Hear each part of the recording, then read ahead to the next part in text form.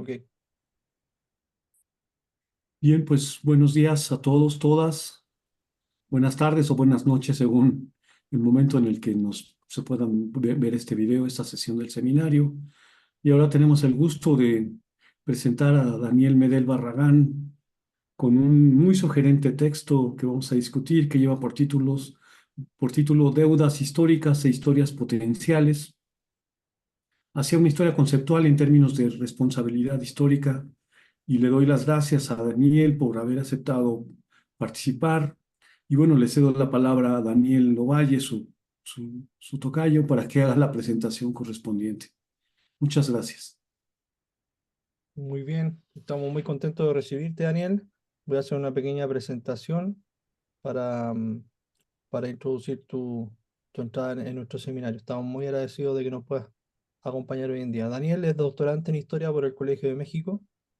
Estudió licenciatura en la Universidad Autónoma Metropolitana y la maestría en la Universidad Iberoamericana Ciudad de México. Ambos grados en Historia. También cursó la licenciatura en Filosofía por la Facultad de Filosofía y Letras de la Universidad Nacional Autónoma de México. Entre sus temas de interés destaca la relación entre conceptos políticos, materialidades textuales, así como la teoría de la historia desde vertientes pragmáticas. Ha trabajado los lenguajes políticos en el contexto de las revoluciones de la independencia iberoamericanas y recientemente las funciones sociales y discursivas de la literatura alrededor del poder político en la monarquía hispánica durante el siglo XVII. Bien, Daniel, estamos muy contentos porque sabemos que tus trabajos conectan muchísimo con las cuestiones que hemos venido discutiendo ya hace años en este seminario, así que te damos la más cálida bienvenida y te escuchamos gustosos. Bueno, antes que nada, muchas gracias Daniel, Tocayo, muchas gracias Fernando, y a los asistentes y asistentas por conectarse. Bueno, me da mucho gusto poder compartir este texto con ustedes y bueno, les voy a presentar aquí rápido una presentación. El texto circuló, espero que hayan tenido oportunidad de revisarlo, de echarle una mirada ahí, porque, bueno, y para quienes no hayan tenido la oportunidad de revisarlo o de leerlo, les voy a comentar rápidamente de qué va a partir de esta presentación. Entonces, solo déjenme ponerla.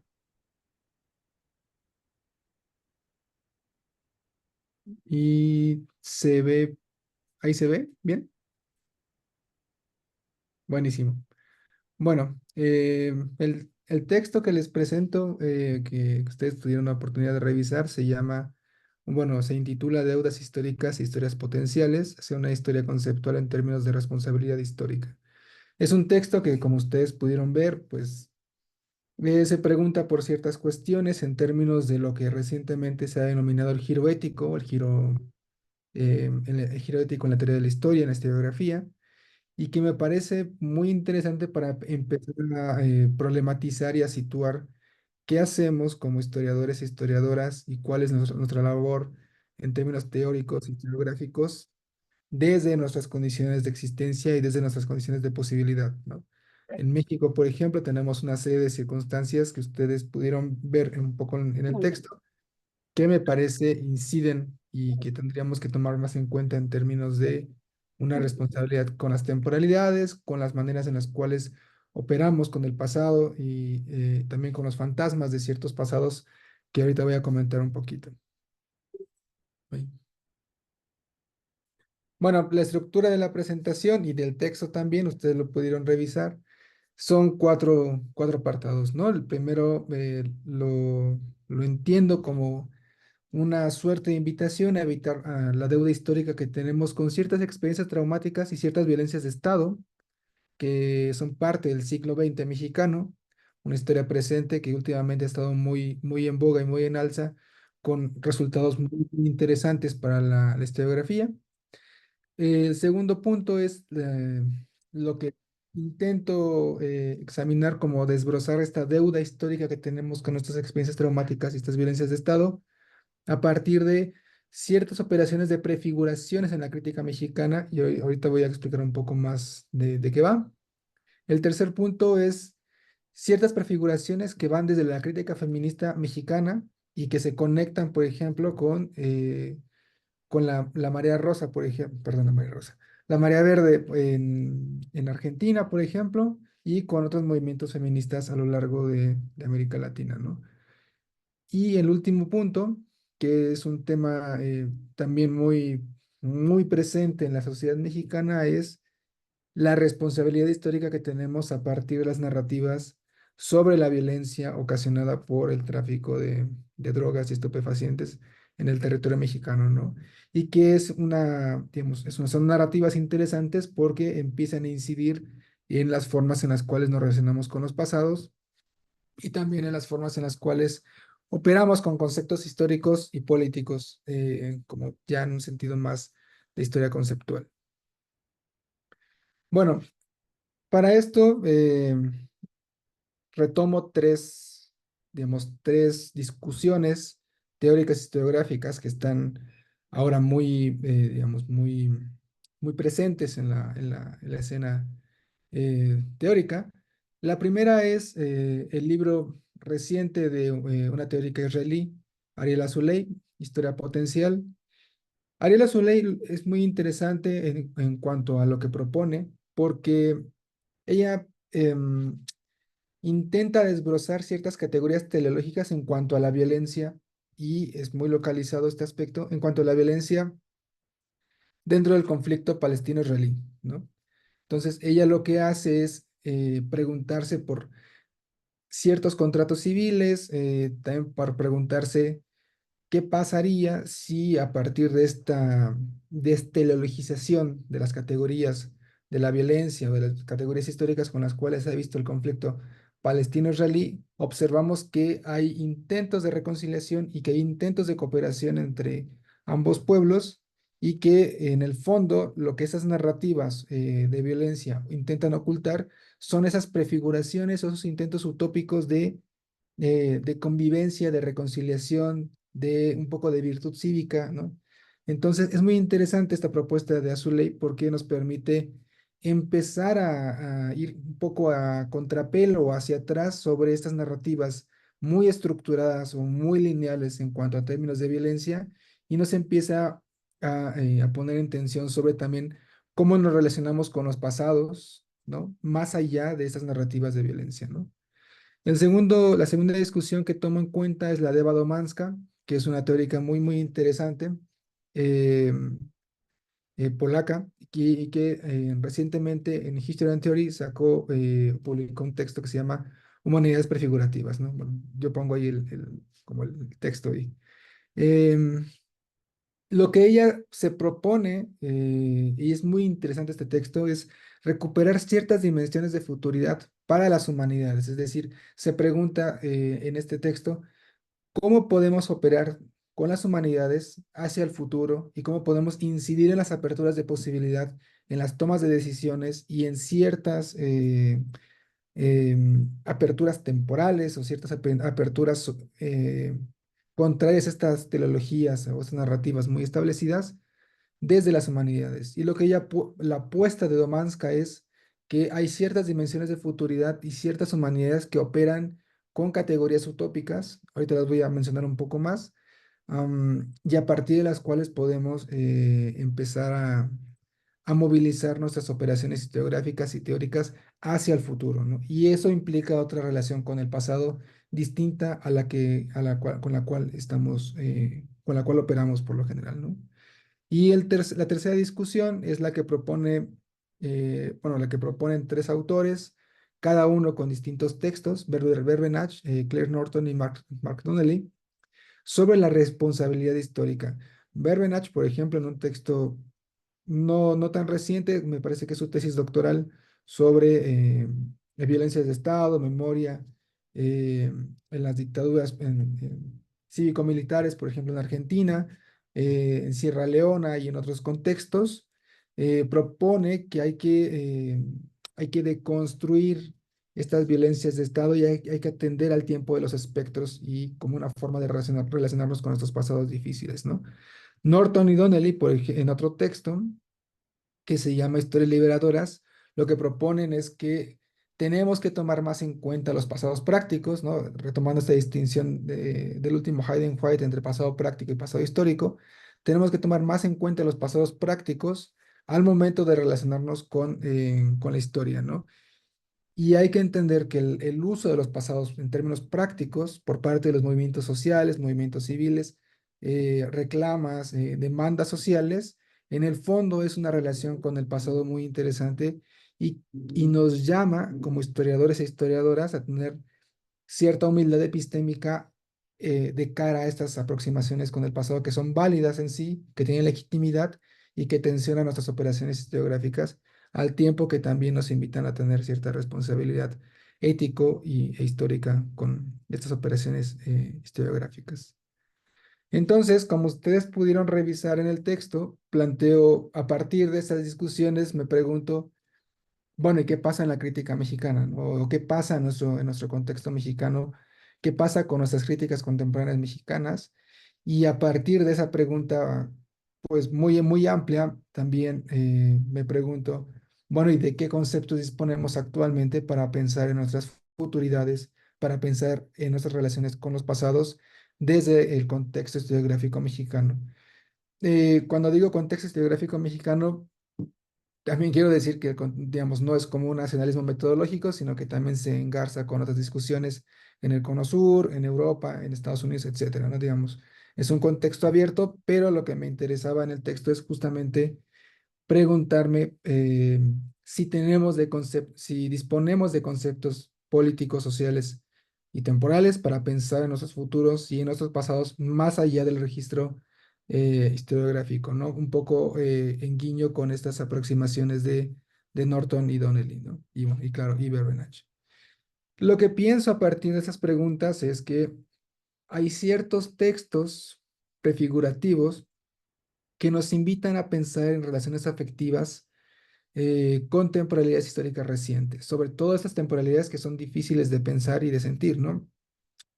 Aquellas violencias de Estado digamos, que antes no pensábamos que no estaban tan presentes en el suelo mexicano y que en cierta medida habría una excepcionalidad histórica en México por ser por no tener un régimen cívico-militar. Ahora sabemos con los estudios más recientes de Camilo Vicente Valle, de Rodolfo Gamiño Muñoz, eh, etcétera, que sí, Eugenia Lear, por supuesto, que sí hubo que sí hubo pasajes violentos, que sí hubo violencias de Estado y desaparición forzada, y a partir de ello pensar eh, cómo estas temporalidades violentas inciden en nuestra relación con los tiempos, ¿no? Con aquellas temporalidades especulativas o también aquellas formas de tiempo, de futuro histórico, más allá de estas temporalidades neoliberales, que en sí es otra discusión y que me parece, revisando un poco el texto, ya no lo trato tan, digamos, solamente lo menciono, pero no lo trato tanto y lo podemos comentar un poco más allá, un poco más en el diálogo que tengamos. Em, Considero a partir de estas preguntas que sí hay una sensibilidad crítica mexicana que se compone por un registro crítico histórico por estas responsabilidades históricas, a partir de esos tiempos trastornados, de las violencias de Estado, de los espectros, que también asedia nuestro presente temporal, que es muy tranquilo y que lo entendemos hasta no hace poco en términos de transición histórica y que nos invitan también, o sea, digamos, no solamente asedian este presente temporal tranquilo, sino que también nos invitan a pensar en términos especulativos, o también a pensar en qué hacer con estos pasados, ¿no? Y hablo de estos, en general, de estos 5 libros, que son recientes, que no, digamos, se publicaron creo que el más,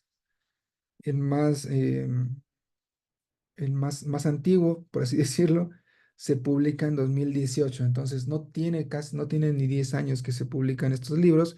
Hablo de las críticas de Emmer Heinz en Amores Tóxicos, Futuros Imposibles, los libros de Rafael Lemus, Breve Historia de nuestro neoliberalismo, también una colaboración de Lemus con Humberto Beck sobre el futuro soy y de Radicales para México, me parece que surge en una coyuntura muy interesante para la teoría y la historiografía mexicana, que es el 2018 y que podremos comentar un poco más adelante.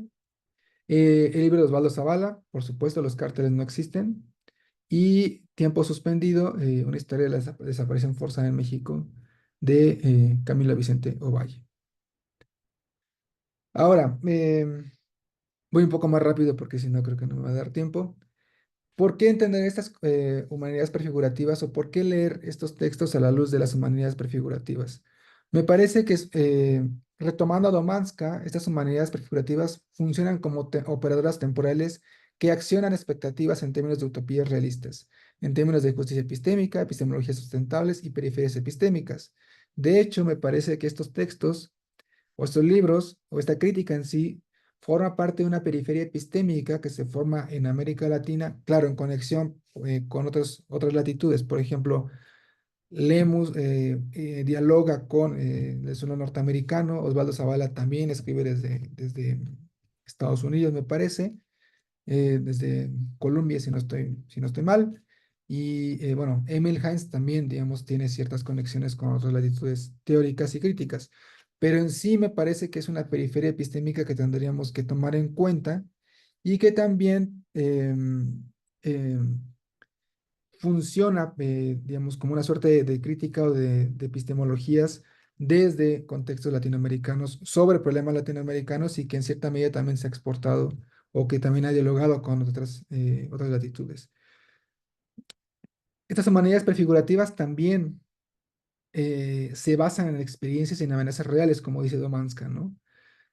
Crisis democráticas, ecocríticas, migración y desplazamientos forzados, violencias estatales y violencias de género, son parte de esas experiencias, amenazas reales con las cuales las humanidades prefigurativas intentan incidir, toman en cuenta como experiencias e intentan accionar en términos de expectativas a partir de utopías realistas o de utopías concretas, ¿no? Aquí les pongo un libro también que me parece muy interesante, que es el de Gary Wilder, sobre las políticas de la temporalidad y la solidaridad. Estos libros también, digamos, en términos de humanidades prefigurativas, hablo de estos libros, me parece que pueden ser considerados como textos apotropaicos. Para Domanska, estos textos apotropaicos son muy interesantes porque son materialidades o impresos o libros que están formados o configurados a partir de metodologías orientadas hacia el futuro, que utilizan la utopía como un principio regulador epistémico. Podríamos decir, por ejemplo, en epistemología de virtudes que la utopía funciona a partir de un principio regulador y estas virtudes, por ejemplo, están encadenadas a nociones de cuidado, amistad, sinceridad, esperanza. Domanska lo explica muy, muy bien en este texto de humanidades prefigurativas, sobre todo en términos de qué virtud se asocia con cada disciplina. Por ejemplo, cuidado se asocia con la disciplina histórica en la medida en que tenemos un cuidado distinto a la manera, digamos, en la manera en la cual nos relacionamos con los pasados y con los archivos, ¿no? Amistad y sinceridad, por ejemplo, en el caso de las antropologías, ¿no? Entonces, son principios epistémicos que difieren de las nociones clásicas de objetividad o, digamos, de estas epistemologías. O sea, este estilo de razonamiento en términos de objetividad y bueno, rehabilitan también un cierto espacio más allá de ciertas determinaciones categoriales con las cuales operamos en cada momento, ¿no? También estos textos apotropaicos en el fondo funcionan como repositorios. Yo puse casas, pensando un poco en la hospitalidad, pero bueno, repositorios de imaginarios sociales particulares con visiones alternativas de futuro, ¿no? Y que vislumbran ciertas formas distintas de coexistencia. Ahora paso un poco a la discusión de estos textos. ¿Por qué? A ver, ¿por qué pensar estos textos a partir de esas humanidades prefigurativas? ¿Por qué pensar, por ejemplo, en el texto de Camilo Vicente Valle en términos de una cierta deuda histórica, un cierto habitar de esa deuda histórica que tenemos como historiadores e historiadoras frente a estas experiencias traumáticas? Me parece muy interesante una frase con la cual Camilo Vicente empieza a hilar sus ideas en el libro y es hasta que la emergencia nos alcanzó y nuestra catástrofe presente nos ha hecho mirar con mayor seriedad al pasado presente, es cuando empezamos a tomar en cuenta la historia de la desaparición forzada en México. Vicente Valle habla de la emergencia, por ejemplo, que surge con la guerra contra el narcotráfico, ¿no? Que es un episodio de triste memoria en México y que es una emergencia que también nos impele a pensar en términos de responsabilidad histórica capas que teníamos olvidadas en el presente: desaparición forzada, racionalidades administrativas en la violencia de Estado y también la violencia como un concepto político dentro del proceso de formación estatal en el contexto de la posrevolución. Antes no lo teníamos tan claro, antes pensábamos que era, digamos, un proceso más ciudadano, y ahora tenemos en cuenta que en el fondo siempre ha habido un gradiente de violencia y el ejército siempre ha tenido un proceso, bueno, ha sido un actor en el proceso de formación estatal, ¿no? Entonces, un poco lo que comento en el texto es que este libro de Camilo Vicente Valle nos invita a evitar esta deuda histórica, no tanto desde la esclerosis en términos de, digamos, de inoperatividad, etcétera, sino para empezar a rehabilitar estas experiencias y empezar a pensar en términos de responsabilidad, ¿no? El siguiente libro es el de Humberto Beck y Rafael Lemos, que es una compilación sobre estas categorías o estos conceptos que me parece que recientemente ya están convirtiéndose en conceptos políticos y sociales a la usanza de la historia conceptual coselequiana, ¿no? Digamos, con estos cuatro procesos de configuración conceptual: democratización, politización, socialización, temporalización, ¿no? Y este libro me parece también, en términos de prefiguraciones, que abre una agenda temporal en la discusión pública mexicana en términos de ciertas relaciones con los pasados que no estaban presentes hasta ese momento. Pienso, por ejemplo, en las disculpas frente a pueblos originarios, pasados prácticos en las declaraciones públicas a partir del 2018 por parte del gobierno mexicano, y también la instauración de ciertas comisiones de verdad que, si bien tienen una historia, digamos, en este contexto, ya entran dentro de la discusión pública mexicana, ¿no? Y en el fondo lo que hacen estas categorías, como dirían Becky y Lemus, es exponer la contingencia del orden actual y la posibilidad de un mundo sustancialmente mejor que el presente, ¿no? Y inciden en un vocabulario social distinto al cual estábamos acostumbrados en términos de ambiente, igualdad de oportunidades, trabajo doméstico, cuidado, justicia restaurativa, regulación de drogas, migración y frontera, ¿no? El texto de Emil Heinz también incide en una cierta prefiguración desde la crítica feminista sobre el vivir y los afectos, que es una dimensión también prefigurativa que abre otros tiempos y que abre una relación distinta con los pasados.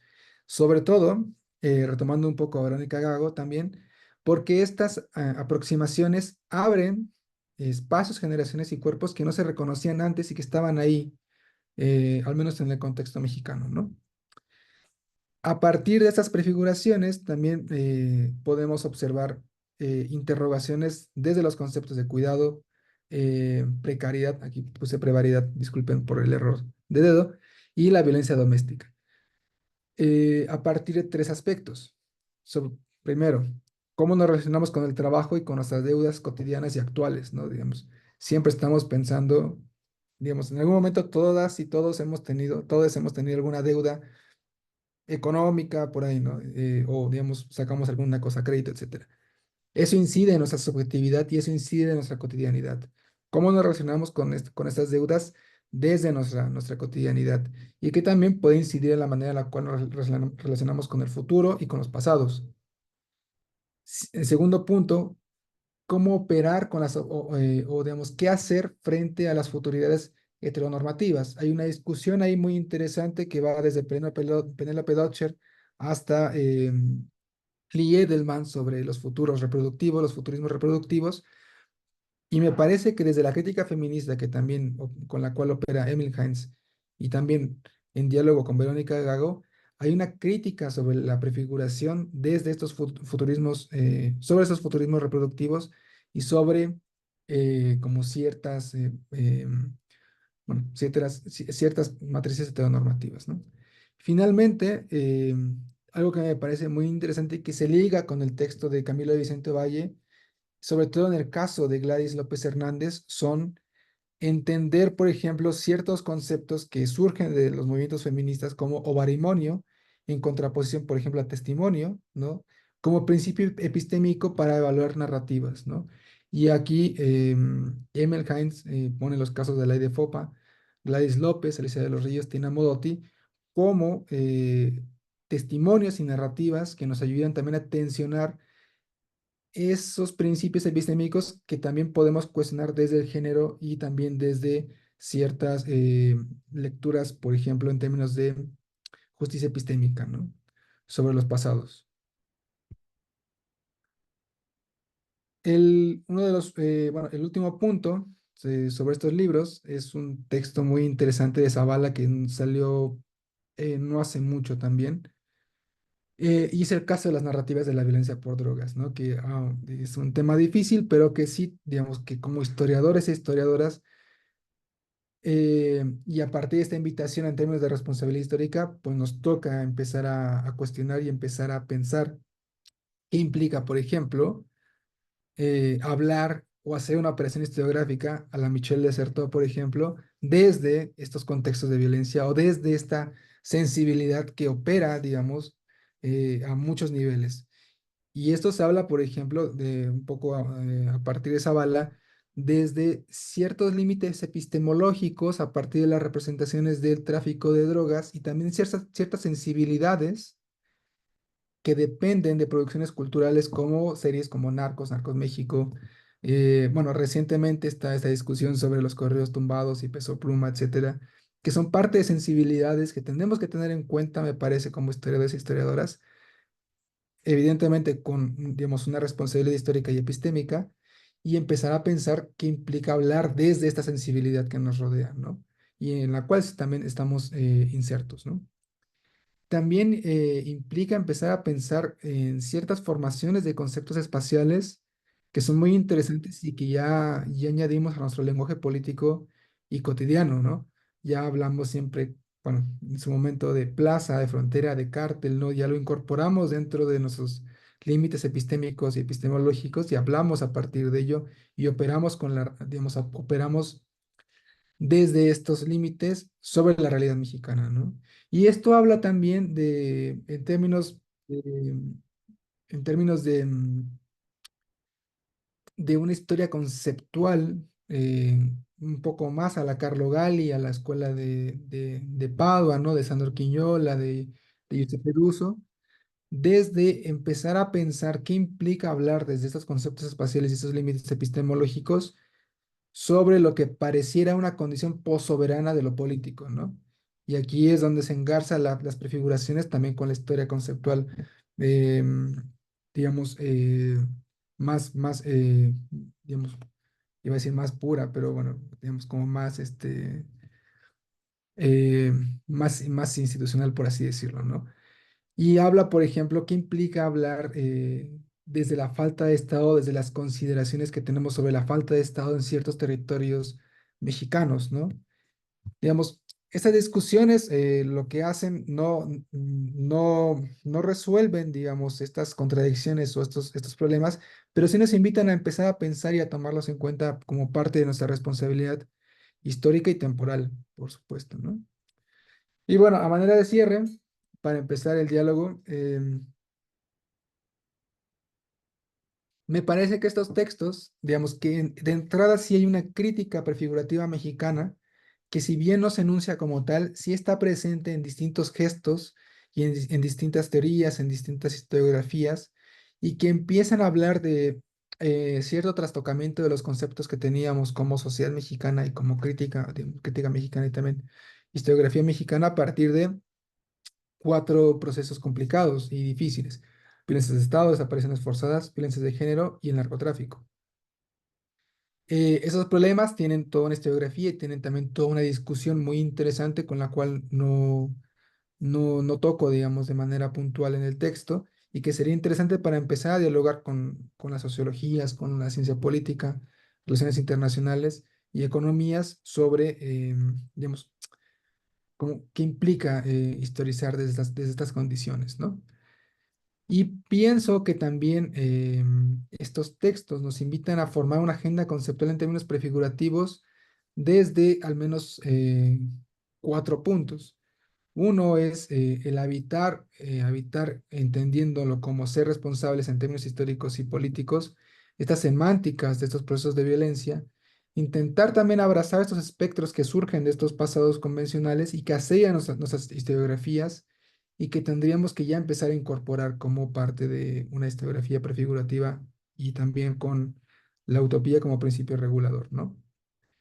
Hablo de desigualdad de género, ambientalismos o ecocríticas, desigualdad social, cuestión indígena, cuidado y trabajo, ¿no? Que es un tema también que está en la agenda pública actualmente, y también la justicia restaurativa, ¿no? Y también la migración forzada, ¿no? Digamos, esto ya, digamos, ya son problemas con los cuales tendríamos que empezar a dialogar, si no es que ya vamos un poco tarde en este diálogo. También estas atenciones a las sensibilidades contemporáneas. El tercer punto que identifico es la desteologización de la violencia, y también a partir de esa crítica a la teología de la violencia que tenemos en ciertas críticas, profundizar en estos interregnos que abren esas nuevas críticas sobre la historia mexicana, concretamente del siglo XX mexicano, ¿no? Por ejemplo, cuando escribía esto pensaba un poco en la tesis que me parece fue muy difundida en su momento, de Enrique Krause, ¿no? Sobre, teníamos una pulsión autoritaria que venía desde los tlatoanis y que se manifestaba en el presidencialismo, ¿no? Bueno, lo que hacen estas críticas nuevas es como empezar a tensionar estas narrativas y estas eh, teologías de la violencia, y empezar a atenderlo con cuidado, ¿no? Y finalmente, empezar a pensar estas humanidades en términos de utopías concretas, lo cual es una tarea todavía pendiente y, digamos, a manera de cierre, todo esto es una invitación para dialogar y empezar a relacionarnos éticamente y políticamente con nuestros tiempos, ¿no? Bueno, aquí lo dejaría y muchas gracias por su escucha. Muy bien, gracias a ti, Daniel, por esta excelente exposición. Creo que ha quedado muy clara. El texto está muy ameno, de una lectura muy aguda también, así que te felicito. Espero que salga prontamente publicado. ¿Ya? Bueno, y quizás algunos de los comentarios que se puedan generar ahora puedan servirte, ¿no? Así que si alguien quiere comentar o alguna pregunta, por favor, este es el momento. Eh, yo me... Daniel, Dale, José. muchas gracias. También gracias por la invitación para el seminario. Tu texto es muy interesante y hace mucho eco con lo que yo trabajé en mi tesis de doctorado, tiene que ver con una historiografía respecto a una guerrilla que es el Movimiento de Acción Revolucionaria, ¿no? Y ahí yo me di cuenta, hago una crítica a los textos de Verónica Oiquión y Hugo Velázquez Villa, que tiene un libro, él tiene un libro que se llama La guerrilla imaginaria del mar, y Oiquión, ¿no? Dos sobre el mar. Y ahí me di cuenta, bueno, además estos textos se hacen en la primera década del 2000, ¿no? Con la Fiscalía Especial para Movimientos Políticos y Sociales del pasado y con la Ley de Transparencia, entonces se abren sus archivos, y ahí me di cuenta que hay esta narrativa teleológica, es decir, Oiquión, ¿no? Y tú en tu texto dices, en la parte de Camilo Valle, que las historias de los sobrevivientes tienen mucha potencia para poder pensar estas tensiones temporales, ¿no? Lo que yo di cuenta de esta historiografía es que caen en lo que yo ahí tuve que inventarme una palabra, ¿no? Leyendo a Michel Deserto con la institución de la podredumbre, de Luder, en donde lo que hacen ellos es, digamos, subsumir la acción guerrillera, estas subjetividades que devienen guerrilla, a una teleología democratizante, es decir, sí, fueron derrotados, pero entonces mitifican, ¿no? Es decir, otra vez esta posibilidad de otra forma de hacer, ¿no? De otra forma de política, otra forma de sociabilidad, la subsumimos a una teología democratizante, entonces digamos que caen en lo que yo denuncio como un fariseísmo historiográfico, ¿no? Y ahí es donde entra Luder, es decir, hay esta voz de ley en la que cuando Cristo denuncia a los fariseos, cuando construyen estos monumentos, ¿no? Están construyéndolo están de acuerdo con quienes ejecutaron estas personas, ¿no? Es decir, hay una historia monumental. Y entonces, ahí me gustaría que profundizaras más en esta desteleologización, ¿no? Entonces, porque no solamente se da en esta gran historia de la herencia del Tlatoani al autoritarismo, sino también se da desde, y aquí con Berbenach, ¿no? Desde sí, hay una ética histórica en la que claramente, por un lado, hay una deuda por parte del Estado para hacer verdad histórica, pero qué tanto no esa verdad jurídica termina por deshistorizar a esta juventud o a estos grupos que decidieron en algún momento tomar otra forma, ¿no? Aunque obviamente en la teleología, pues es muy parecido, ¿no? O sea, tienen dos horizontes, ¿no? O sea, es decir, la democracia, pero ahí el problema es que terminan diciendo la acción guerrillera es una acción, o sea, está abonando a un discurso de justicia democrática, ¿no? Obrador, ahora con la Comisión de la Verdad, ¿no? Con la actual Comisión de la Verdad, es decir, no historizan a la guerrilla, sino la subsumen a una agenda del tiempo presente, ¿no? Que aunque legítima, puede ser muy problemática a la hora de poder demitificar. Es decir, necesitamos víctimas para construir estos futuros posibles, ¿no? O sea, la víctima como un espacio, como un sujeto sacrificable en nombre de una deuda, ¿no? No sé si podrías como un poco profundizar más en esta desteologización, que creo que es importante y que la historia, por ejemplo, el libro de Eugenia Lear, ¿no? El momento que ganó en el futuro, hay problemas, ¿no? Porque qué tanto también la ética historiográfica también tendría que tomar distancia un poco, poner en suspenso o en tensión también estos mecanismos de justicia, ¿no? Que pueden terminar por deshistorizar ese pasado, ¿no? Y hacerlo un eterno presente de construcción de democracias, ¿no? Gracias.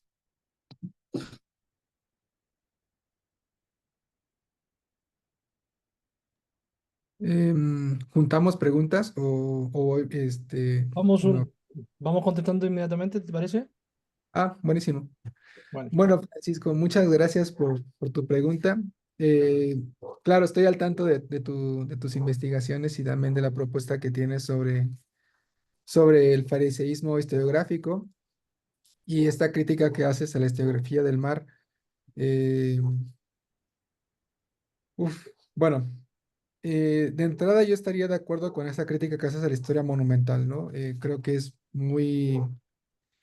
iba a decir muy interesante, pero a ver, es como un reflejo que tengo. Es necesaria, ¿no? Digamos, sobre todo para los tiempos que corren y también para pensar en, en ciertas relaciones que tenemos con los pasados que vienen de represiones estatales sobre, por ejemplo, el mar, sobre la Liga 23 de septiembre, sobre los movimientos del 68, ¿no?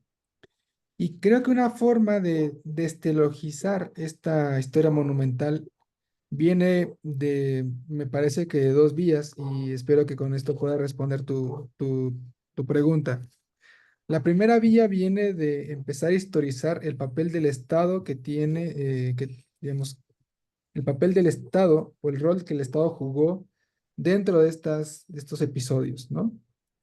Porque pareciera que el Estado en el 68, con el halconazo, con, con el mar, con la Liga 23 de septiembre o incluso más adelante, ¿no? Es el mismo, ¿no?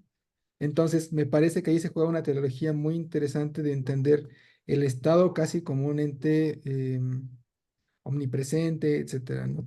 Bueno, ahora recientemente también con los trabajos de Camilo Vicente Valle o también con los trabajos que se están haciendo sobre la Dirección Federal de Seguridad, ¿no? Estamos entendiendo más del mecanismo con el cual opera u operó el Estado y las diferencias que tuvo en cuanto a su administración y racionalidad al momento de desaparecer personas, ¿no? El trabajo, por ejemplo, de Javier Yankelevich es muy interesante en ese sentido porque nos permite observar también las categorías con las cuales el Estado racionalizó estas violencias y estas desapariciones, ¿no? Eh, digamos, eso me parece que es una forma también de romper con esa teología de la violencia que parece que recorre todo el siglo XX mexicano y empezar a entender cuáles son las particularidades digamos, del Estado y también del juego que tiene con los movimientos sociales. Y es la segunda vía, que sería más, digamos, más acotada o más apegada a lo que propone a su ley, es entender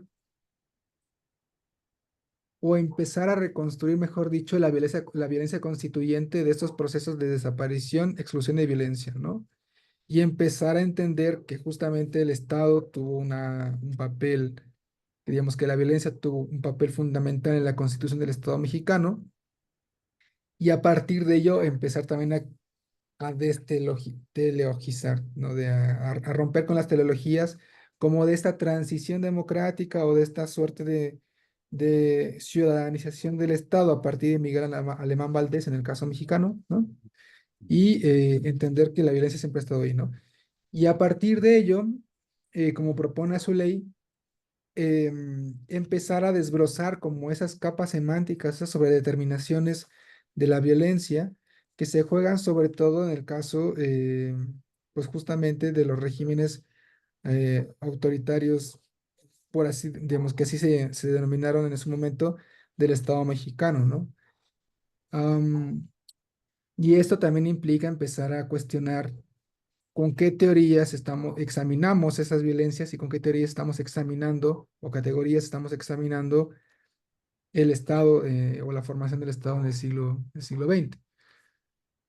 Mm, sobre la verdad jurídica y el Estado, em, es muy interesante, digamos, esto que mencionas, porque me parece que también hay un tema, bueno, no sé qué pienses y qué piensen en colectivo, se juega la dimensión del duelo, ¿no? Digamos, en cuanto a la cuestión del esclarecimiento y también la cuestión de esta crítica a la teología.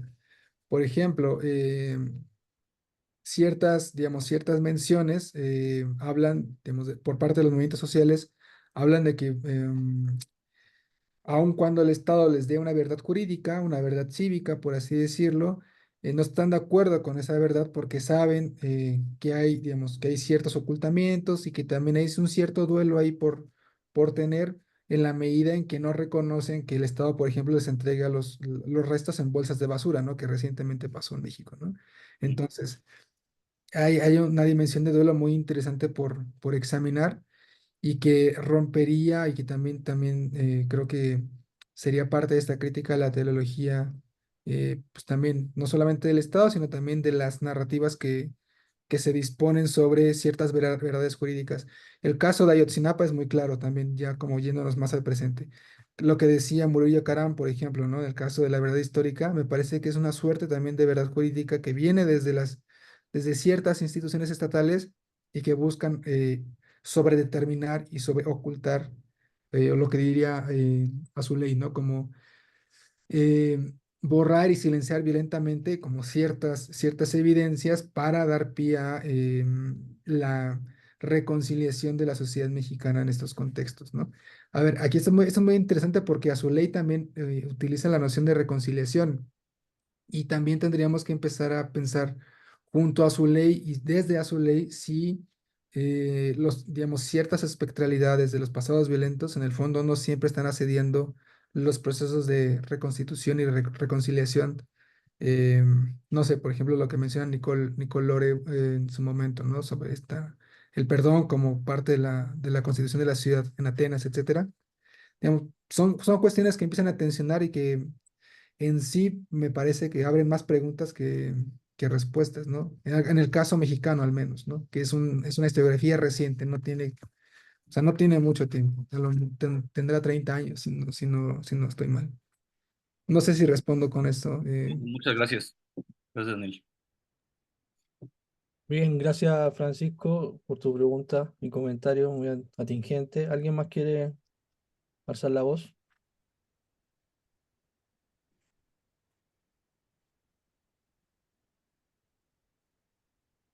Luis Fernando, por favor.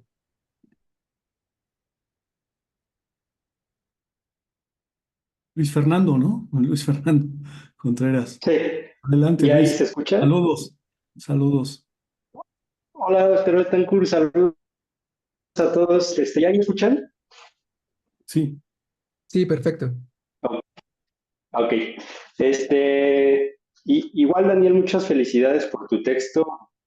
Pero no lo pude obtener porque la verdad la liga la vi en último momento, pero sería muy interesante leerte, pero por lo que aquí te escucho es muy enriquecedor lo que cuentas, ¿no? Y te tenía dos preguntas. En primera, esta nueva postura historiográfica de la que tú hablas, o sea, ¿qué tanto cambia, aunque suene muy decimonónico, la relación sujeto-objeto a como el historiador tenía planteado relacionarse con su objeto de estudio. Porque en esta nueva postura historiográfica, todos los historiadores que curiosamente tú mencionas, Camilo Vicente Ovalle, por ejemplo, tienen la característica que ellos se identifican como historiadores militantes, ¿no? Entonces esa distancia entre el sujeto y objeto parece que en esta nueva historiografía, bajo este nuevo principio y objetivo de responsabilidad, también establece una nueva relación entre el historiador como sujeto y esos actores, esas prácticas, esos momentos que anteriormente se veían como objetos y una distancia epistémica ahí de por medio a mantener para salvaguardar cierta objetividad, hoy día en estas posturas como las que tú nos cuentas son necesarios de romper y el historiador tiene que implicarse de cierta manera en estas luchas y en ciertas tareas o prácticas que van más allá de este oficio, de esta tarea escritural, muchas veces pensada de gabinete, como tú dices, formar parte, ¿no? Ahora de trabajos como comisiones de la verdad, como trabajos forenses, como fue el caso de Argentina, en ciertos juicios para esclarecimiento histórico. Entonces parece que estas distancias epistémicas del siglo XIX, que si bien ya estaban cuestionadas, parece que estas nuevas propuestas, con un tinte, un tono muy político, vienen a romperlas, ¿no? Y no solo a romperlas, sino a obligar al historiador a pasarse del lado de una trinchera más activa. Y del otro lado, sobre esto de las teleologías, que ya sale específicamente en los comentarios, eh, no sé qué piensen los demás, pero a mí me parece que, por ejemplo, el ejercicio de la comisión de la verdad o estos ejercicios como los que tú nos cuentas, lejos de establecer nuevas teleologías, rompen teleologías, ¿no? Porque había una teleología que estaba principalmente basada en el silencio y una teleología que también habría que inspeccionar por quién era el que comúnmente escribía sobre la violencia y sobre estos actores. Y creo que en el caso de México, esta Comisión de la Verdad actual es la primera vez que se permite que sean estos sobrevivientes, estas resistencias políticas, las que tengan la oportunidad de escribirse a ellas mismas. Porque la Comisión de la Verdad no solamente fue o va a ser el reporte final, sino que involucró también distintos proyectos en el que ellos, a través de sus testimonios, de su propia iniciativa, empiezan a armar sus propios archivos, sus propios testimonios, sus propios proyectos de difusión. Y creo que es la primera vez, en primera, como ellos mismos lo dicen, ¿no? La comisión es trabajo nuestro de que por primera vez como colectivos logramos organizarnos y ponernos de acuerdo.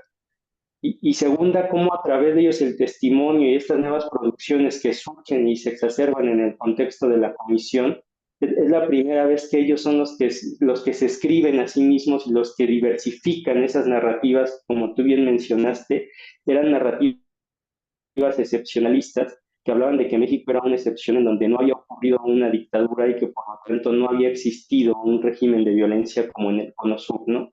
Entonces, esa teleología del silencio y de quién escribe, creo yo que se rompe en la comisión y la comisión, lejos de establecer una nueva teleología o una nueva ley, diversifica esas oportunidades de quién escribe, quién habla, pero eso lo dejo a discusión también, ¿no? Sobre esto de los comentarios. Sería básicamente estos dos puntos, una pregunta y un comentario para alimentar la discusión. No sé tú qué pienses.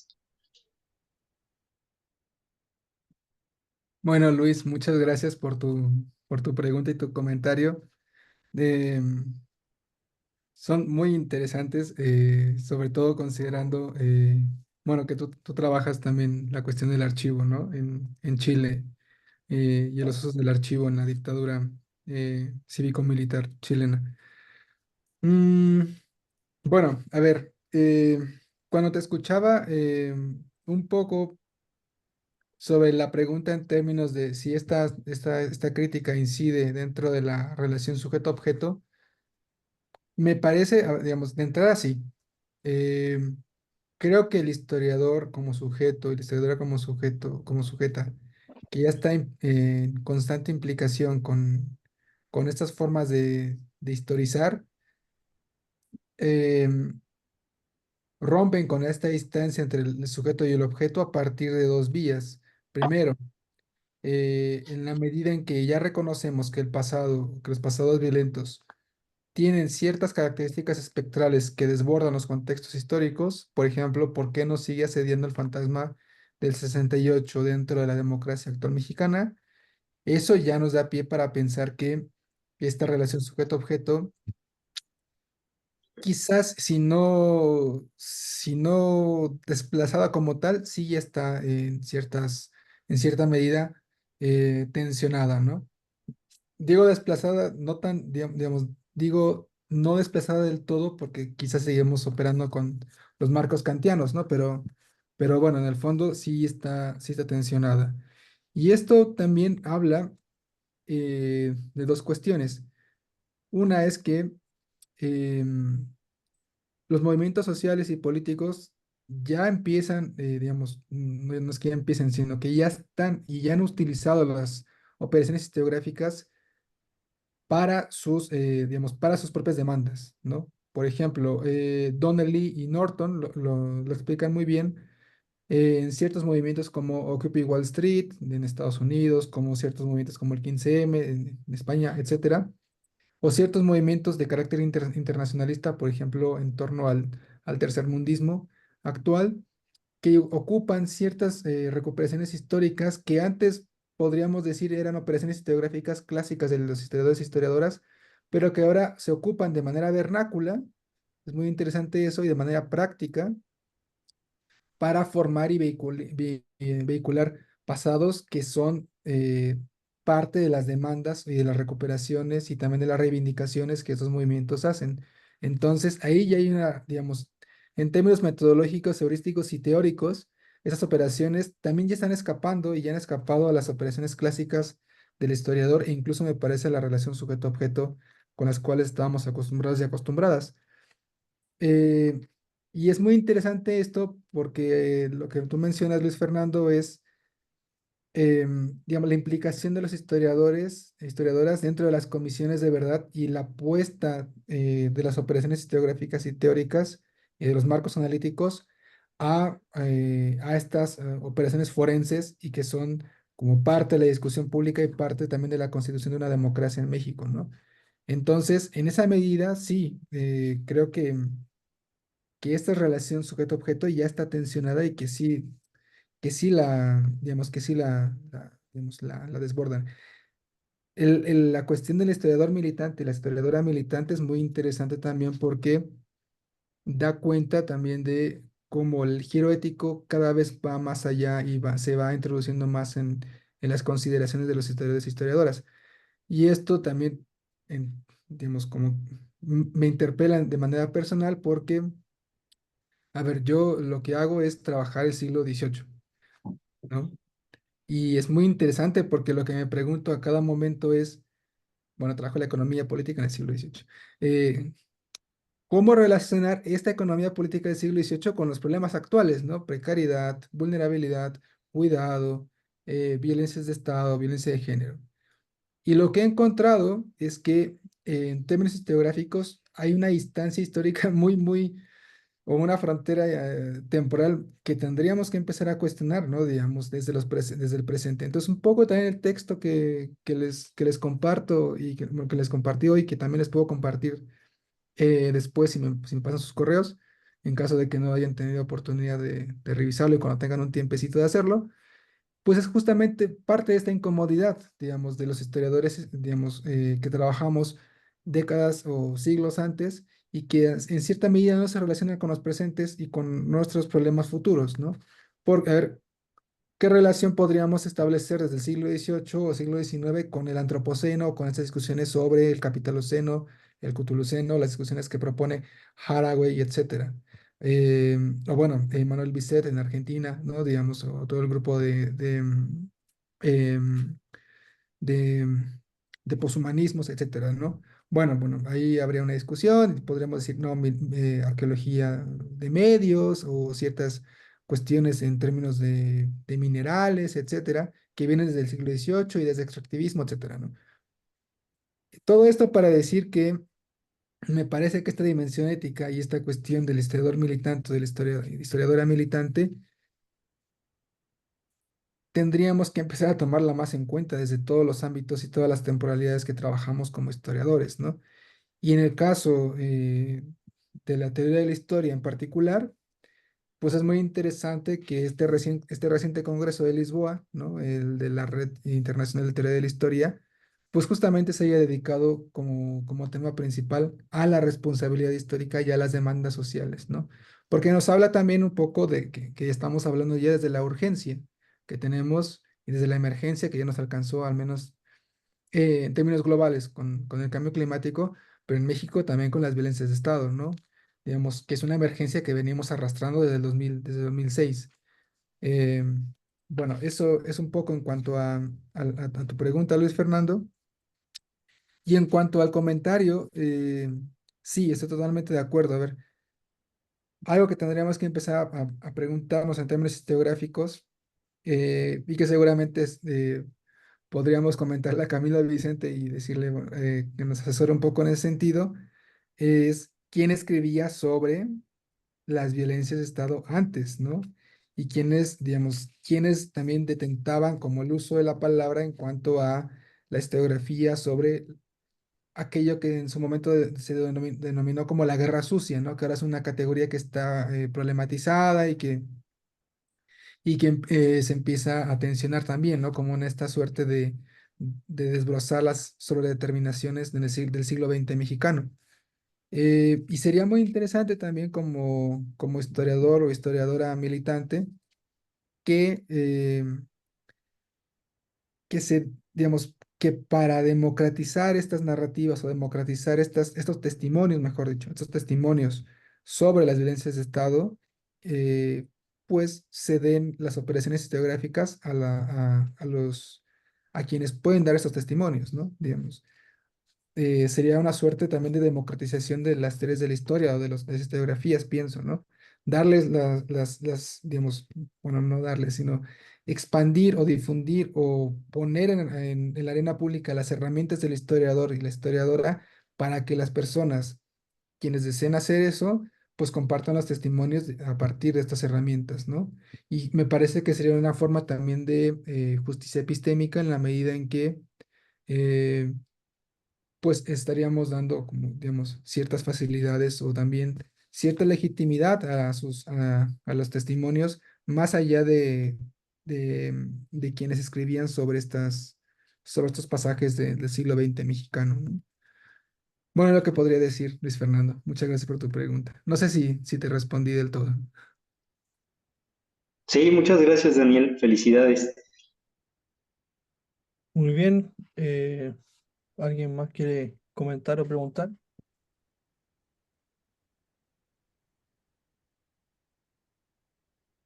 Moira, por favor. Y te mandamos un saludo afectuoso. Saludos, Gracias. Moira. Todo lo que sea Bienvenida. afectuoso lo necesitamos en este Saludos, Moira. momento. Saludos. Hola, Un abrazo. Fernando. Bueno, y les envío mi más sana envidia, les envío mi más sana envidia a quienes están en México en este momento. Bueno, muchas gracias, Daniel, por tu presentación. Tengo un par de preguntas muy puntuales. Una se refiere a tu uso del término temporalidades o temporalidad. Me da la sensación de que por momentos estás hablando de tiempos, de momentos históricos, y por momentos estás hablando de temporalidad en el sentido de concepciones del tiempo, formas de experimentar el tiempo, etc. No sé si vos has pensado en una noción de temporalidad con la que te interesa trabajar, si eso es un deslizamiento intencional o no de tu presentación y de tu trabajo, de ese trabajo en particular. Y después, otra cosa que quería preguntarte, si tenés ganas de ampliar un poco, es ¿cómo pensás que funcionaría esta cuestión de la utopía como principio regulador? Yo conozco el trabajo de Domanska que vos mencionás y me parece que tiene muchos elementos muy interesantes, pero también es cierto que es un trabajo que está hecho en un contexto muy diferente del nuestro, donde la utopía también tiene una historia muy distinta. Y entonces, bueno, si has pensado concretamente, digamos, cómo funcionaría sobre todo porque por momentos parecería que hay una, digamos, que propones una idea de la utopía como un principio casi epistemológico, ¿no? No tanto, o sea, no solo político, que es lo que uno tendería a pensar de la utopía, sino también de cómo realizar el oficio historiográfico, ¿no? Bueno, si entendí bien primero, y segundo, ¿cómo te parece que esto funcionaría? Bueno, muchas gracias, Moira, por tus preguntas y también por la invitación a esclarecer. Eh, la segunda, me gustaría comenzar con la segunda porque me parece re interesante. Em, y es algo que no había considerado justamente, que la utopía tiene una historia, por así decirlo, conceptual o una historia también política en cada contexto, digamos. En Domanska seguramente la historia de la utopía tendría que ver con ciertos procesos europeos y aquí en América Latina, en Argentina, Chile, México, Brasil, Colombia, eh, Venezuela, Perú. Bueno, América Latina, la utopía tiene otras historias. En México es muy interesante y mis compatriotas seguramente me corregirán, pero como tal no tenemos digamos, un trabajo en términos conceptuales sobre qué es la utopía o qué implicó la utopía en México en términos de una historia política o de ciertas particularidades em, para el campo social mexicano, ¿no? Tenemos ciertas historiografías sobre la utopía socialista, ¿no? El caso de Carlos Illades, ¿no? Digamos, sobre claro, o los trabajos de Rafael Mondragón y Francisco Quijano sobre las utopías republicanas socialistas en el siglo XIX mexicano, que sería una historiografía sobre la utopía. En el siglo XX, em, ahí es donde podríamos pensar en cómo historizar esta utopía. Y lo digo por el siguiente motivo, porque,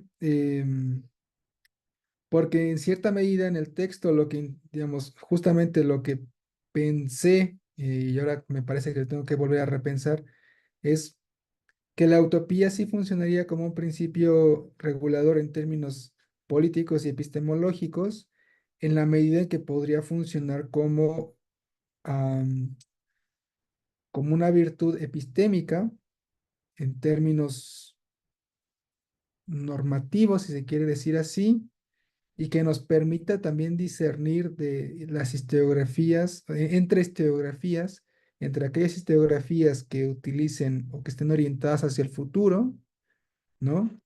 Y aquellas historiografías que estén orientadas, que no, digamos que no está mal, no está en términos de valencia, ni de ninguna valencia, pero que estén orientadas hacia, hacia los pasados o que incluso también recurran a ciertas determinaciones o sobre determinaciones categoriales en torno a los pasados, no sé, del siglo XX o del siglo XIX, etcétera. En concreto, pienso otra vez en la noción de Estado o en la categoría de Estado dentro de la historiografía mexicana. ¿Cómo podría funcionar la utopía como principio regulador o epistémico para una historización del Estado?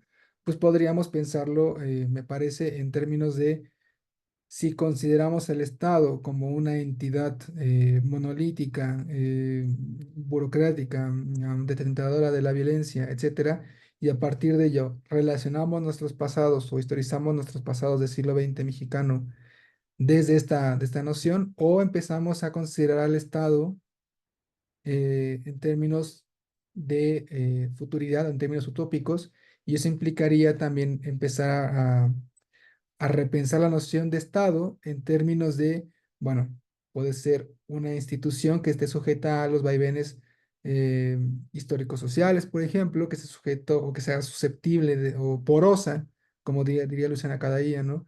Que sea porosa en términos de las demandas que los movimientos sociales pudieran incorporar dentro de la forma Estado. Y entonces me parece que ahí la utopía podría funcionar como principio regulador que nos podría dar una relación distinta con los tiempos. Y ahí voy un poco a la siguiente, a la primera pregunta, perdón, sobre el término de temporalidades. Sí, en cierta medida, en algún momento utilizo la noción de temporalidad como un tiempo digamos, como un tiempo histórico, ¿no? Contextualizado y luego también como una manera en la cual experimentamos los tiempos. Sin embargo, lo que he pensado en cuanto a la temporalidad es que en el fondo es una relación con la duración, una relación con los pasados o con aquello que postulamos como pasado y una relación con aquello que postulamos como futuro. Em, y estas relaciones tienen distintas valencias o también distintas características según eh, el piso en el cual nos situemos, según el contexto desde el cual también hablemos e historicemos. Pienso un poco en términos concretos del, digamos, cómo nos relacionamos con el pasado que imaginamos que fue el siglo XIX mexicano, por ejemplo, ¿no? Y cómo lo vinculamos con nuestro presente. Esa relación es la que yo podría entender como parte de una temporalidad y también cómo imaginamos ciertos futuros o cómo se imaginaron ciertos futuros en el siglo XX mexicano sobre, no sé, pienso la democracia y cuál es la relación que había en ese contexto sobre ese futuro imaginado. Y eso pensaría que también sería una noción de temporalidad. Pero claro, la noción también de experimentar el tiempo, eh, que por ahí me parece que sí la uso en el texto sobre todo en el caso de la suspensión del tiempo, ¿no? Que es un tema que menciona Camilo Vicente Valle en cuanto a la desaparición forzada. Sí hay una confusión ahí del uso de temporalidad que me parece que tengo que repensar, pero bueno, es lo que podría decir de momento. Muchas gracias, Moira. No sé si respondí tus preguntas. Sí, perdón, agrego una cosita más nomás en respuesta a tu respuesta, te agradezco, me parece muy esclarecedor. Y el comentario que agregaría es que la utopía no siempre es buena, digamos. También hay utopías del mal, ¿no? Según digo, lo que nosotros podríamos interpretar como utopías del mal. Y eso también es algo que tenemos que tener en cuenta y que venimos, a mí me ha pasado también, vengo hablando de utopía hace tiempo en distintos espacios, en distintos escritos, y en un momento la realidad nos cayó encima y nos dimos cuenta que hay gente que tiene utopías anarcocapitalistas, por ejemplo, y entonces hay que o ponerle ese signo de valor a la utopía, o bueno, pensar en la utopía en general y bueno, ver a dónde nos lleva. Sí, totalmente. Por, e- ahora que mencionaste esta utopía narcocapitalista, pensaba como en estas utopías eh, capitalistas que vienen, por ejemplo, desde el siglo XVIII, que Rosambalón estudia muy bien en un texto sobre el capitalismo utópico, justamente, ¿no? Y que de repente sí nos alcanzaron y no nos dimos cuenta, pero que fueron proyecciones utópicas y a futuro de ciertas personas con intereses, no sé, comerciales, individuales, etcétera, ¿no? Em, O pensaba un poco en las utopías de la expansión marítima, ¿no? Que estudia Carolina Martínez, ¿no? Sobre los territorios americanos y cómo se veían como territorios por explotar. Em, sí, yo cuando utilizo la noción de utopía siempre tengo en cuenta la noción de distopía, pero claro que la noción de distopía también tiene valencias y que no me había dado cuenta de eso. Entonces, estoy totalmente de acuerdo con tu comentario, Moya. Te lo agradezco mucho. Y pues seguramente sería interesante seguir pensando en las utopías con distintas valencias, ¿no? A partir de ciertos patrones ideológicos o matices ideológicos. eh, bueno, eso. Bien, ¿alguna otra pregunta?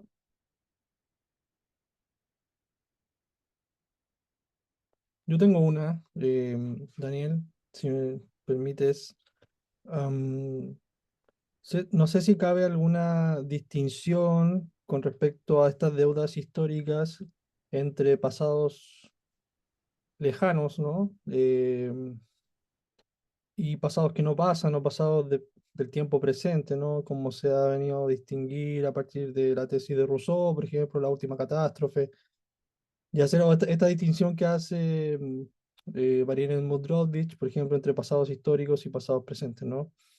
Que tiene que ver, por cierto, como tú bien sabes, ¿no? Porque también trabajas temas relacionados con la misma noción de temporalidad, de regímenes temporales, eh, como una noción del pasado del siglo XVII, XVIII, puede ser pasado histórico futurista u otro el pasado presente, presentista en términos de Artaud, ¿no? Pero más allá de las nociones de autores, ¿no? Llevarte en qué medida estas deudas históricas, que son relaciones con el pasado, ¿no?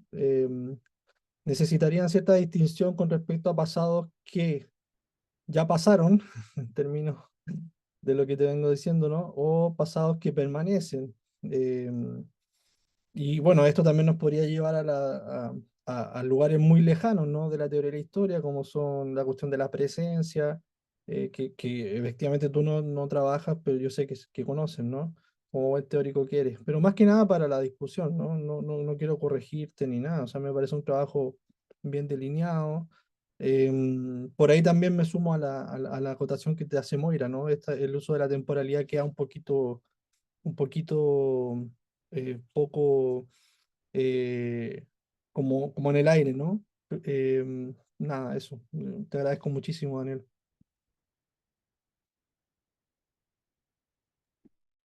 Sí, muchas gracias, Daniel, por tu, eh, por tus preguntas.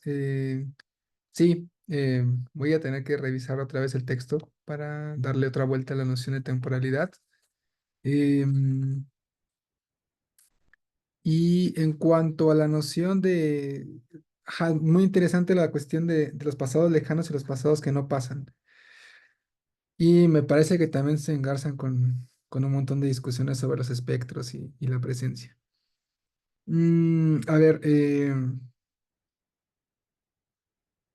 yo me acuerdo cuando daba clases en la Universidad Iberoamericana, de acá de la Ciudad de México, que una de las preguntas que le hacía a mis alumnos y alumnas era, bueno, han ido a Tlatelolco y cuando se van a Tlatelolco, este lugar donde ocurrió la masacre del 2 de octubre del 68, ¿qué sienten cuando se paran ahí? ¿Qué sienten? Experimentan cierta zozobra, experimentan cierta, ¿cómo decirlo? Cierta angustia o no sé, algún afecto.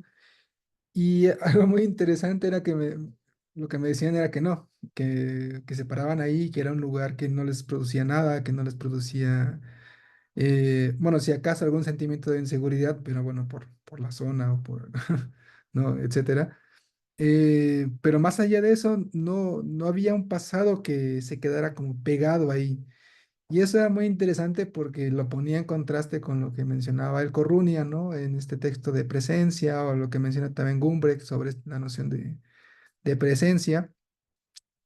Eh, y un poco también la reflexión que tenía a partir de eso es, quizás tendríamos que empezar a regionalizar las teorías de la historia en términos de los procesos políticos eh, que tenemos, ¿no?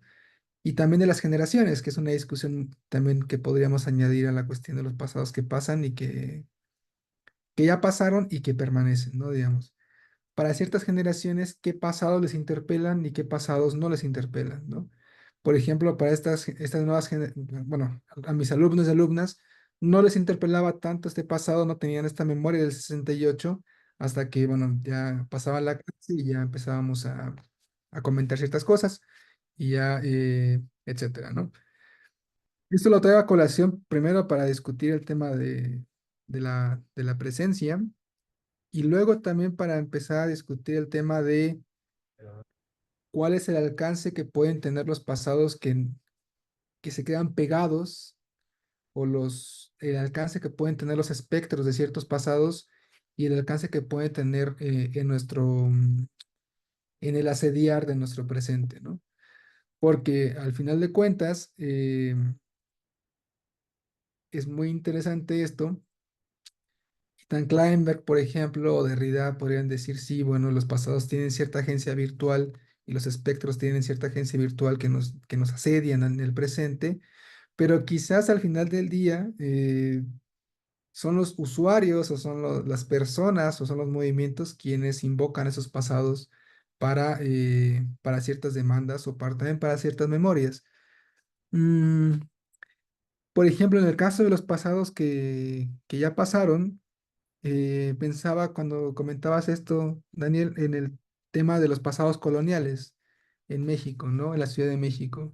Y recientemente, Francisco seguramente lo tendrá más presente, hubo una polémica muy interesante sobre las estatuas en el Paseo de la Reforma, que es esta avenida grande y que es muy simbólica pues, para la ciudad. Em, Porque sustituyeron, si mal no recuerdo, una estatua, la estatua de Cristóbal Colón, y hubo una polémica por qué poner en esa estatua, en ese lugar, ¿no? Y eso nos habló un montón de cosas, desde que había un pasado colonial que algunas personas querían defender en la medida en que se trataba de, bueno, es un pasado que ya pasó, que ya no nos afecta y es parte del pasado de la ciudad, ¿no? Entonces, en función de eso hay que dejarlo. O un pasado que todavía seguía vivo y que abría ciertas heridas porque todavía permanecía ahí, ¿no? En términos de espectro, etcétera. Y que era el pasado de, bueno, ¿por qué seguir teniendo la estatua de Cristóbal Colón, que representaba como toda una cuestión colonial, etcétera, ¿no? Entonces, esas discusiones me parece que, digamos, que abren todavía una reflexión ahí histórica. Aurelia Valero, por ejemplo, tiene un texto muy interesante que por ahí me parece que mencionó sobre justamente esta polémica. Eh, También Ana Sofía Rodríguez tenía otro en Revista Común sobre este problema de la estatua de Cristóbal Colón. Y son temas que nos invitan también a pensar en la distancia histórica como problema teórico, ¿no? Digamos, cuál es el alcance de estas deudas históricas que tenemos con estos pasados coloniales, con los pasados de las violencias de Estado, cuál es nuestra relación generacional con estos problemas, estos pasados, etcétera. Y algo que me he dado cuenta y que lanzo ahí como idea es que a ver, quizás tenemos muy incorporada la noción de régimen de historicidad presentista en nuestras reflexiones teóricas e historiográficas y también históricas y de trabajo de archivo, pero en el fondo estos problemas, digamos, lo que tú mencionas, Daniel, eh, lo que estos problemas nos invitan a pensar y lo que nos vislumbran o lo que nos evidencian es que no, que en el fondo son los movimientos sociales los que están ya rompiendo con ese presentismo y los que están rompiendo con esa inmediatez de los pasados o de los tiempos, o de las temporalidades. Otra vez tengo que dar una vuelta a la noción de temporalidad y que rompen con esa linealidad digamos, temporal que parecía tan avasallante, ¿no? Y que ahora estamos viendo que hay distintas formas de experimentar y de relacionarse con el tiempo, con los pasados y con los futuros, que están en la arena pública y es donde ya la responsabilidad histórica del historiador y la historiadora ya entra en juego, ¿no? Ya entra esa dimensión ética.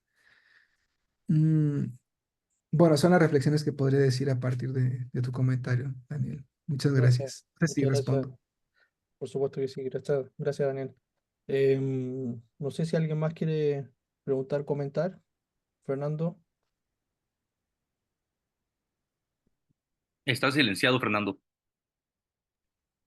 Fernando. Yo celebro mucho tu intervención, no solo en el sentido académico, en este seminario, el de Francisco, el de Luis Fernando, este, porque nos ponen en lisa, por lo menos a mi generación como historiadores, ¿no? Celebro esa intervención, dislocación de esta suerte de juventud historiográfica que ha brevado en los últimos 10 años en nuestro país en múltiples vertientes. Pero yo lo quisiera rescatar de la propuesta de Daniel. Es un problema que yo encontré mucho, que estaba presente cuando yo me formé como historiador, como cuando estaba en la licenciatura, en mis primeros estudios como historiador, Por cierto, en la Escuela de Antropología e Historia, que es una escuela más o menos marginal dentro del panorama historiográfico de nuestro país. Más que marginal, podríamos decirlo así. Y era el problema de la función social de la historia, era una pregunta que se abordaba y se zanjaba rápidamente, digamos, ¿no? No hay enigmas, digamos, en deliberar respecto a cuál es la función social de la historia. Pareciera que estaba muy clara. Como una herencia de las últimas décadas del siglo XX, las primeras décadas del siglo, de las últimas décadas del siglo XIX, las primeras del XX, digamos, esa manera de abordar de forma aproblemática esta cuestión, como si ya estuviera muy claro que la función social de la historia era una recuperación cognitiva del pasado para volverla funcional a una suerte de presente y poder acceder a una comprensión de esta situación en la que nos encontramos. Pero ahora, con el texto que nos propone Manuel, que nos propone Daniel, perdón, es la cuestión de la responsabilidad histórica.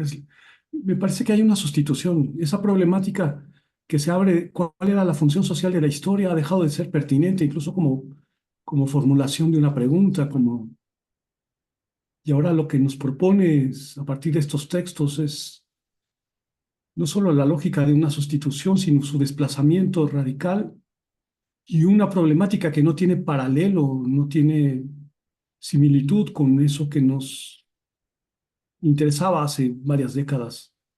La responsabilidad del historiador, la responsabilidad historiográfica, que ahora tú propones un camino que no es para nada continuidad de cómo se abordaba previamente a la cuestión de la función social de la historia, que era una función cognitiva, de comprensión de un presente, de volver y cosificar un pasado, etcétera. Ahora la cuestión es otra, más bien es el camino de una responsabilidad ética, y ya nos coloca en un nivel diferente a la pregunta y en una problemática mucho más compleja, digamos, ¿no? Que no se puede zanjar rápidamente, que requiere incluso otro marco de referencia para poder entender la profundidad de la pregunta misma. Yo creo que esa profundidad nos coloca, yo creo que en un problema fundamental a los historiadores, digámosle profesionales, académicos, como quieran. Y es que nos coloca en el límite mismo de nuestra profesión. Nos coloca frente a ese límite, incluso institucional, porque no es un problema que la propia institución académica, y tú lo sabes muy bien en el COMES, quizás un poco en la Ibero, pero en la UNAM, en las instituciones de formación académica, de historiadores en este país, pareciera que en ECO siguen preguntándose por la función social de la historia y no reconocen, digamos, este cambio de marco de referencia y siguen incluso en una tónica muy diferente a la que nos has propuesto, a los textos que nos has propuesto, a la pregunta de Francisco, de Luis Fernando. Eh, y esa forma de visión implica incluso un rompimiento cognitivo con las bases epistemísticas a partir de las cuales se desarrolla la disciplina desde finales del siglo XIX y que se profesionaliza en México muy tarde, en los años 50.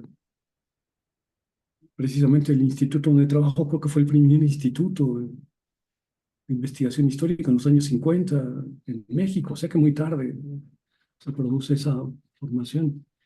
Eh, Y esto tiene como correlato, digamos, también mostrarnos que los vocabularios, los marcos teóricos, conceptuales en los que nos hemos formado, poco sirven para abordar con,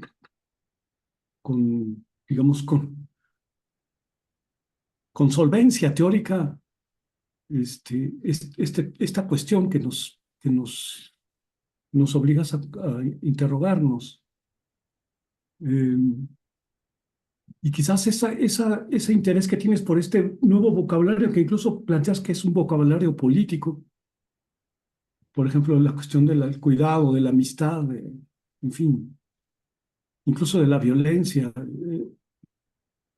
Eh, están ya por fuera, digamos, de esos marcos estrechos en los que se formó la propia disciplina, en la que se consolidó la propia disciplina como disciplina académica.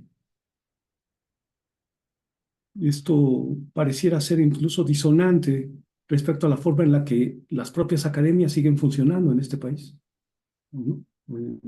Siguen funcionando con ese vocabulario, con esas orientaciones históricas, incluso con esos conceptos temporales. Tú hablabas de teleología, siguen mucho pensando en eso y justificando ese trabajo a partir de esas nociones que ya desde el campo que has abierto, que nos has abierto y las lecturas que nos has ofrecido, se presentan como nada vinculantes ya para un oficio que está planteado quizás ya en el sentido de este dislocamiento, digamos, habría que pensar en ese dislocamiento. Creo que ese es el reto epistemológico que nos plantea tu trabajo. ¿Cómo, cómo afecta esto al, a, a los marcos a partir de los cuales se fundó la disciplina histórica, por lo menos en este país? Y yo creo que pueden ser generalizados a otros ámbitos de América Latina, incluso en la propia España, podemos pensarlo así. Yo diría incluso en toda la tradición latina, por decirlo de alguna manera, Italia, Francia. Pero eso simplemente comentar, ni siquiera es una pregunta, pero ¿cuál sería tu opinión al respecto? Porque esa problemática ética tampoco se solventa con las habituales reflexiones que desde la ética se ha planteado a lo largo del siglo XX. Vamos, ni siquiera es posible ya retrotraer eso hacia un campo reflexivo, por ejemplo, en el campo de la filosofía moral, de la filosofía ética. Digamos, ya está en otras coordenadas que nos fuerzan en términos teóricos a un ejercicio de revisión, no solo de estos nuevos campos de investigación histórica, sino, sino quizás en un intento de retrotraerlo hacia el centro mismo de la disciplina y evidenciar lo que debe cambiar, digamos, en ese centro historiográfico, lo que debe asumir su responsabilidad, incluso contextual. Porque este tipo de problemas que tú abres bajo el concepto de responsabilidad histórica, evidentemente abreva de una situación fuertemente contextual, ¿no? La que no le vales tú tampoco mencionarla. Pero, bueno, ¿qué opinarías al respecto de este comentario? Muchas gracias, Fernando, por tu comentario. Yo creo que hay muchas cosas ahí por comentar y por discutir. Eh, un poco escuchándote, me venían a la mente tus trabajos sobre los sistemas en cuanto a la operación historiográfica, ¿no? Y pensaba un poco sobre este límite institucional, si, digamos, esta situación de emergencia o esta responsabilidad histórica no es una irritación para un sistema historiográfico, ¿no? Y que en el fondo, pues estos sistemas historiográficos no están alcanzando o puede que estén en proceso de alcanzar el equilibrio bueno, en términos sistémicos, ¿no? Y lumanianos. Entonces, digamos, es una pregunta, reflexión que viene, como que viene de vuelta en esto que me comentas. Y sobre el tema de la función social de la historia, eh, yo conozco muy bien la ENA, en algún momento también estudié un semestre en la ENA. Eh, claro, quizás lo que podría pensar es que la función social de la historia, que es una pregunta que viene con Enrique Flores Cano, ¿no? Es este libro muy, muy, muy difundido en la tradición historiográfica de México.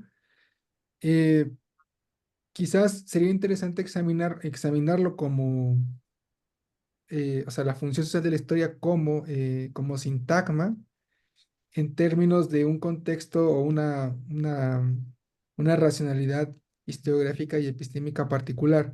Quizás tenga que ver con ciertas lecturas de Enrique Flores Cano sobre el funcionalismo, ciertas discusiones que vienen digamos, con la antropología, ciertas discusiones que vienen con digamos, con la conexión de las fundaciones de las instituciones mexicanas antropológica e historiográfica, bueno, histórica, con, digamos, no sé, con Robert Redfield, digamos, con todas las antropologías que vienen de Estados Unidos, ¿no? Eh, y en el caso de la responsabilidad histórica, que es un tema, digamos, que justamente también podríamos examinar como sintagma, no sé si distinto a la función social de la historia,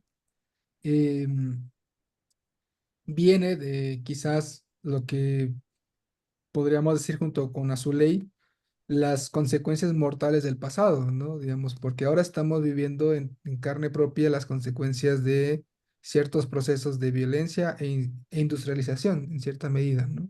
Por ejemplo, el calor que tenemos aquí en la Ciudad de México, que estamos casi a no sé cuántos grados cada día, pues viene justamente de un proceso de industrialización que no fue, digamos, que no se pensó a futuro, ¿no? Y que en cierta medida es también injusto, ¿no? Digamos, con las generaciones nuevas. Es justamente también lo que quería comentar a partir de lo que proponías, es que justamente quizás una distinción pudiera ser la de la emergencia justamente que nos alcanzó y las generaciones. Digamos, el término de responsabilidad también tendría que ver con qué le estamos dejando a las nuevas generaciones que nos van a seguir, ¿no? Em, qué, qué mundo, digamos, o qué escenario social van a tener las nuevas generaciones respecto de lo social, lo político, lo ambiental, lo ecológico, etcétera. Ahí es donde podría encontrar como cierta diferencia si es que hubiera en términos de la función social de la historia y la responsabilidad histórica. Y la otra es que la función social se habla en términos disciplinares, ¿no? Quizás era digamos, estoy aventurando porque es una discusión que podríamos mantener y que podríamos seguir explorando de manera más fina, pero es una preocupación disciplinar, mientras que quizás esos términos como responsabilidad histórica, responsabilidad epistémica, etcétera, son discusiones transversales a las humanidades como tal, ¿no? Son discusiones que atraviesan disciplinas que en el fondo están hablando de problemas trans e interdisciplinarios. Em, por ejemplo, el tema del cuidado como una categoría o como un problema, es una discusión que atraviesa tanto la historia como estudios de género, como filosofía, como lingüística, como antropología. Entonces ya es un problema en términos prefigurativos que ya, digamos, que no se reduce a una disciplina, ¿no? Y en cuanto al vocabulario,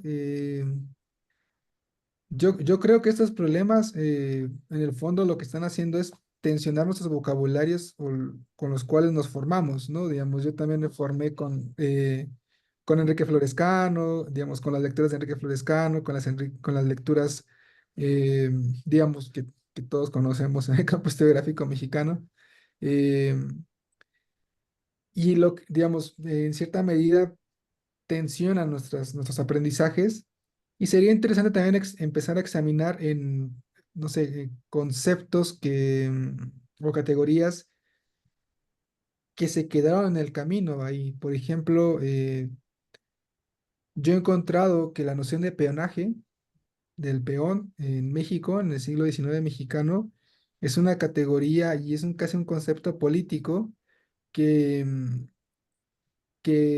digamos, que alberga una experiencia, que es la experiencia de la desigualdad y del trabajo forzado en las haciendas mexicanas del siglo XIX, pero que al mismo tiempo es utilizado para criticar esas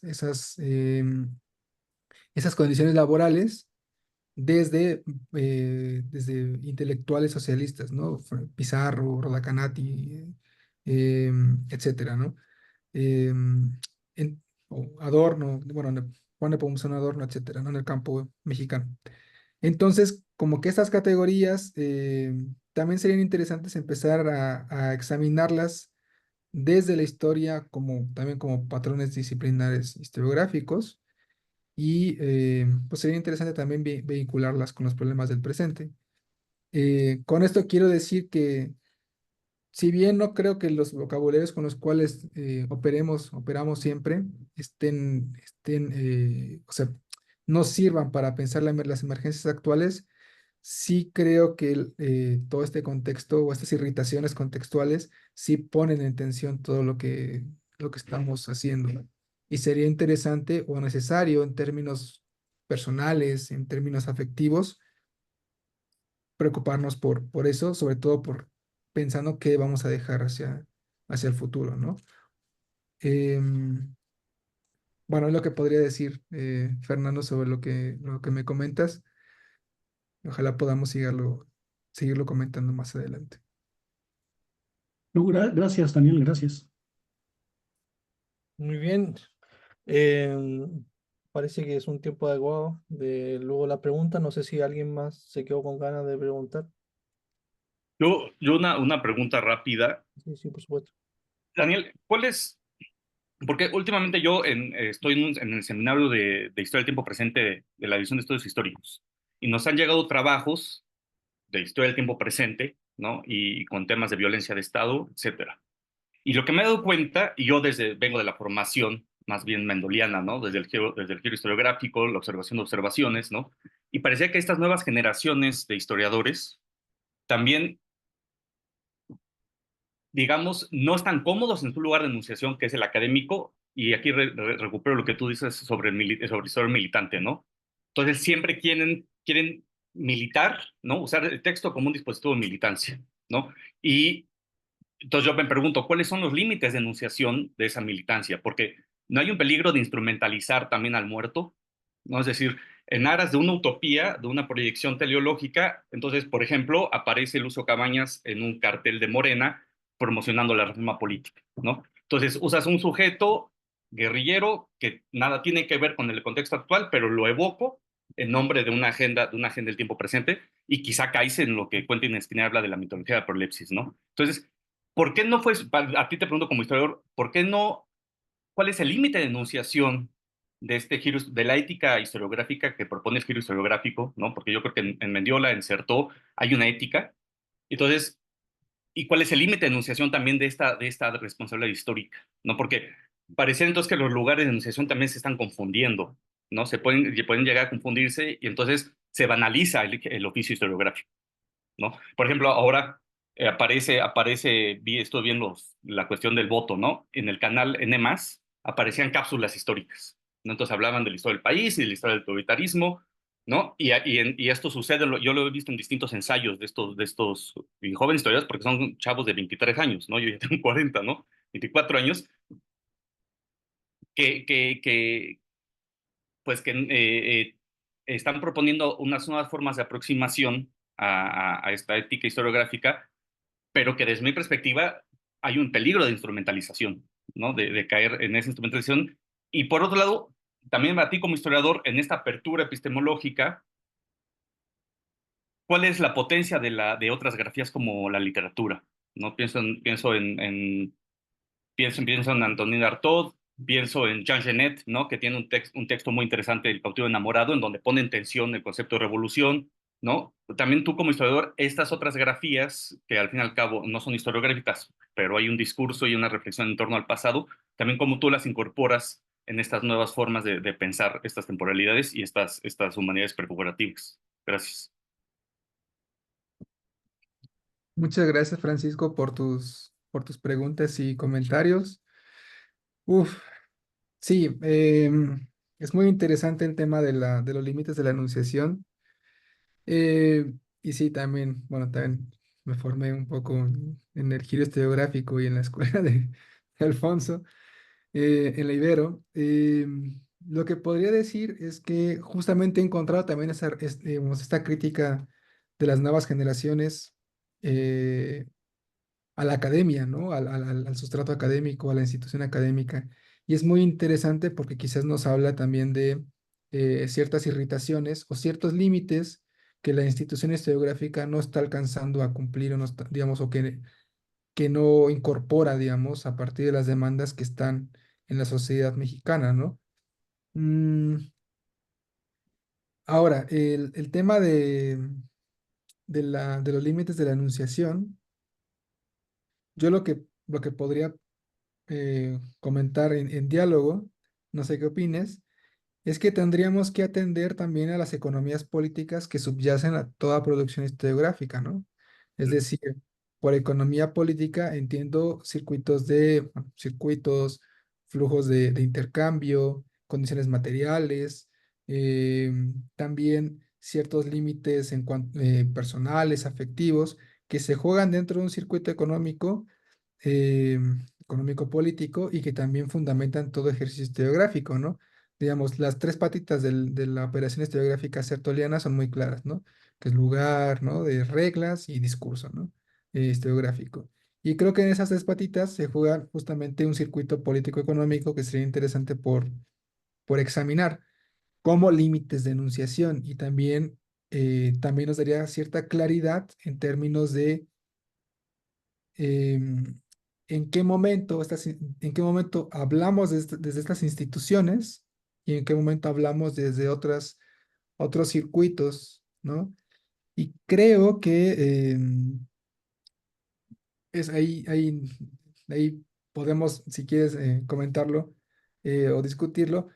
Ahí creo que, digamos, lo que estamos viendo con esta cuestión del pasado práctico y del pasado histórico, quizás es que hay una legitimidad en términos públicos y en términos políticos simétrica entre las enunciaciones que vienen de las instituciones y que vienen de pues de otras grafías, ¿no? De la literatura, por ejemplo.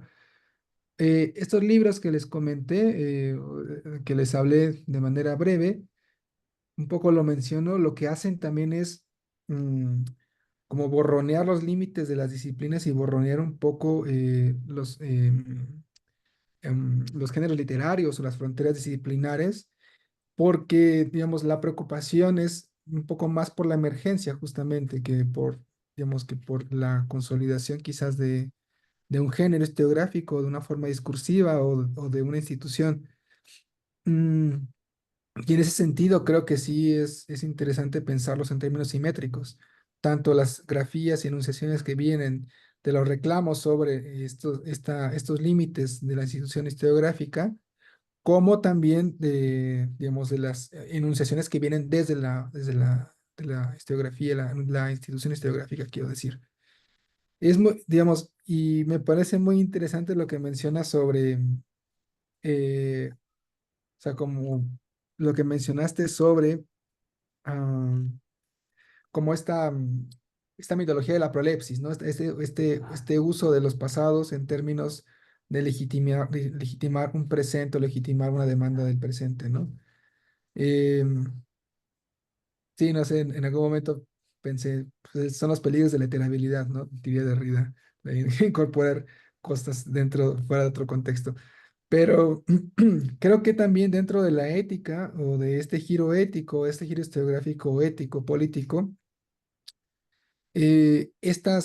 como estas incorporaciones, estos injertos de ciertos pasados en ciertos presentes, tienen su valor, ¿no? En sí mismos. Y sería interesante empezar a examinarlos dentro de estas demandas o por qué se hace esto, ¿no? ¿Por qué se vincula esto? Y a partir de ello empezar a tomarlos como síntomas, ¿no? Justamente de ciertos límites que tenemos en las instituciones o también ciertos límites de nuestros lugares de enunciación. Pero sí, estoy de acuerdo contigo. El tema o sea, sí hay que tener cuidado con estas prolepsis, con estas mitologías de las doctrinas, ¿no? Todo lo que hace, todo lo que señala Quentin Skinner, ¿no? En Visions of Politics. Y en cuanto a la literatura para pensar en problemas del presente, me parece que justamente en textos, es muy interesante porque en textos como los de Cristina Rivera Garza, se están jugando temas como el archivo, como la desaparición, como el cuerpo, y son temas que también, o son grafías que también tengo la impresión que se trasladan incluso a historiadores. Por ejemplo, Mauricio Tenorio Trillo tiene como ciertos gestos que se comparten con estas preocupaciones por el archivo, por el cuerpo, incluso parece que en cierta medida el archivo tiene como cierta personalidad, ¿no? En los textos de Tenorio Trillo, sobre todo en este último sobre el mestizaje, ¿no? Y el elogio de la impureza, ¿no? Se llama este libro que acaba de salir de Tenorio Trillo. O también en los textos de Javier Guerrero, ¿no? Javier Guerrero tiene un libro sobre, se llama mm, Escribir más allá de la muerte, me parece, donde examina el archivo de varios archivos de varios literatos. Uno de ellos es Salvador Novo, ¿no? Y el archivo parecería que tiene su personalidad y que tiene como sus características, incluso va un poco más allá del registro escriturístico y de la grafía, porque están las pelucas, ¿no? Que utilizaba Salvador Novo, los anillos que utilizaba, ¿no? Al momento de salir a pasear por la ciudad, etcétera. Entonces, como que, digamos, en todos estos autores, Tenorio, Trillo, en Guerrero y en Rivera Garza, tengo la impresión de que sí hay un, se comparten tanto la literatura como la historia para pensar en problemas del presente y, y es muy interesante. También temas como eh, hay un libro de Uxu Alberti que se llama Janis Joplin sobre el relato de una militante que al final, digamos que por distintas circunstancias adquiere VIH, me parece. Entonces, es una narración sobre qué implica vivir digamos, qué implica tener en el cuerpo una condición médica y qué implica también relacionarse en términos sociales y en términos políticos desde esta condición. Entonces, ahí hay otra grafía también por examinar en términos de, no solamente de problemas éticos políticos, sino también en términos corporales. Eh, Lina Meruane, ¿no? También puede tener algunas cosas sobre la circulación de las epidemias del SIDA y el VIH. Entonces, es muy interesante pensarlo desde otras grafías. Lo que podría decir. Gracias. Pues, Muchas si gracias, quieres Daniel. pensar. Muy bien, me parece que no tenemos más preguntas. Agradecemos, Daniel, tu colaboración, tu tiempo, por cierto, a, a los que se han conectado, a los que estén viendo esto de manera grabada también, que les pueda servir para sus estudios. Y nada, Daniel, mandarte un abrazo muy grande, agradecerte tu tiempo, felicitarte por tus investigaciones, muchos ánimos con la escritura de esa tesis doctoral. Así que nada, Fernando, si quieres cerrar. No, muchas gracias a todos, a todas.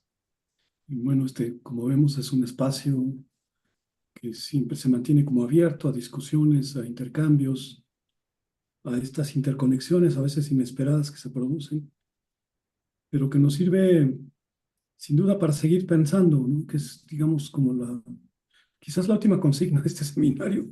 ¿Cómo hacemos para seguir pensando y reflexionando? ¿Y qué implicaciones tendría eso? ¿No? Quizás esa es la vocación de este espacio, tan amplia, tan profunda, pero al mismo tiempo tan modesta.